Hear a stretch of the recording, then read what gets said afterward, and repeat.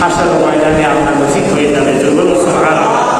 এই দুনিয়াতে আছে কি নবী আকরাম আল্লাহ রাসূলের দুনিয়া আছে কি?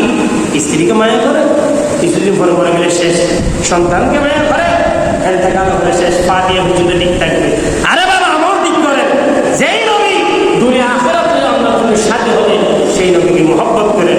দুনিয়াতেও শান্তি, পরকালেও শান্তি। তো বলুন না সুবহানাল্লাহ। তাহলে 12 রবিউল আউয়াল আগামী বুধবার না, আল্লাহ সবাইকে জশ্ন-জুলুসে মিলাদুন্নবী উদযাপন করার তৌফিক দান করুক। আমিন। যেখানে হোক না কেন সেখানেই যাবেন। আওলাদ রাসূলের পিছনে গেলে আরো ভালো। পৃথিবীর আগে বাংলাদেশের জুলুস ছিল চট্টগ্রাম জুলুস সবচেয়ে বড়। এখন নাইজেরিয়া, মিশর, ইরান বিভিন্ন জায়গায় বিরাট বিরাট জুলুস বের হচ্ছে।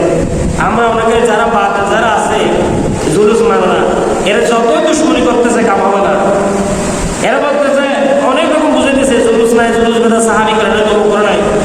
সালামে নবীজি চলতে রহেগা, দুশ্মনে নবী জু জলকে মরেগা।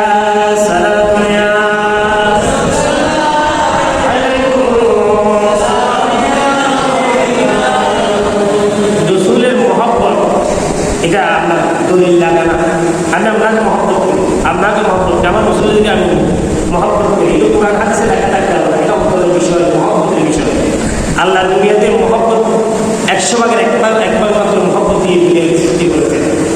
এই এক ভাগের মধ্যে দেখেন একজন আরেকজনের ভাগ হয়ে যাচ্ছে। বন্ধুর জন্য জান দিয়ে ফেলেছে, বয়ফ্রেন্ড গার্লফ্রেন্ডের জন্য, গার্লফ্রেন্ড বয়ফ্রেন্ডের জন্য জান দিয়ে ফেলেছে, সন্তান মা বাবার জন্য, বাবা সন্তানের জন্য। একটা মাত্র এক ফোঁটা আল্লাহর 100 ভাগের একবার মহব্বত আল্লাহ বান্দাদেরকে দিয়েছেন।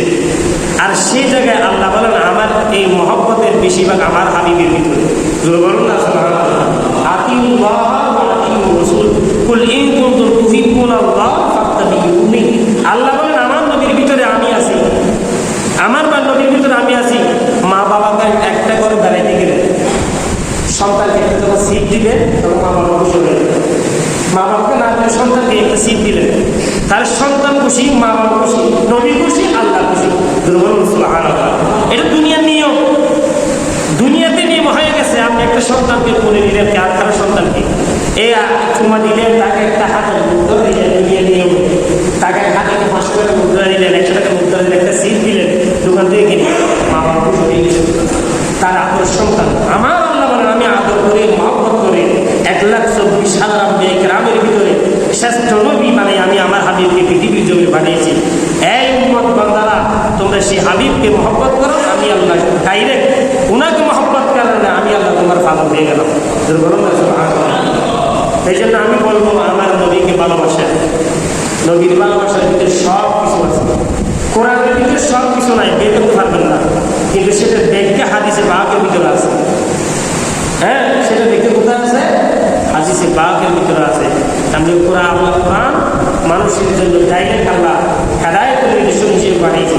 কিন্তু কীভাবে নামাজ পড়বেন, কীভাবে খাবেন, কীভাবে সংসার করবেন, সব কিছু দেখতে হাদিসে পাক।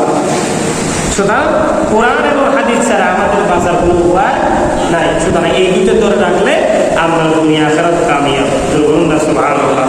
আল্লাহ রাব্বুল আলামিন আমার নবীর মিলাদ মাসকে সম্মান করা আল্লাহ তৌফিক দান করুক। আমিন। আমাদের যারা অসুস্থ আল্লাহ সবাইকে সেবা নসিব করুক। আমিন। ওয়া আখিরু দাওয়ানা আলহামদুলিল্লাহি রাব্বিল আলামিন। আসসালামু আলাইকুম।